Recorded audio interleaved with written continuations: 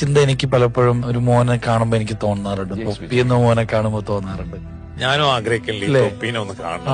ഒന്ന് ആലോചിച്ച് നോക്കിയ ഈ മോനെ നമ്മുടെ പ്രായത്തിലുള്ള അവന്റെ മാതാപിതാക്കൾക്ക് അവൻ എന്തോ കൊടുക്കാൻ പറ്റിയില്ല.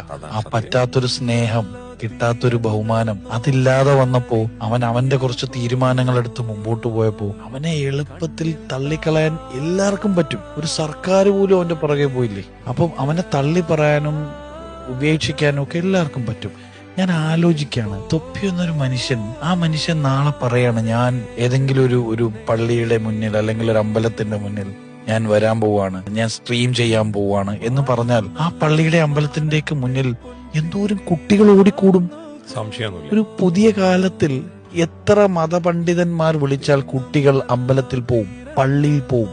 സുബഹിക്ക് പള്ളിയിൽ ഇന്ന് എത്ര കുട്ടികൾ പള്ളിയിലുണ്ട്? ഇന്നില്ല പിള്ളേര്. നേരെ മറിച്ച് തൊപ്പി എന്നൊരു മനുഷ്യൻ സ്ട്രീം ചെയ്യാനായിട്ട് അവിടെ വരാൻ പറയാണ്. ഇല്ല, അത് കഴിഞ്ഞ് നമുക്ക് പ്രാർത്ഥിക്കാമെന്ന് പറയാണ്. കേരളത്തിൽ നിന്ന് ജനങ്ങൾ ഓടിക്കൂടും, കുട്ടികൾ ഓടിക്കൂടില്ലേ?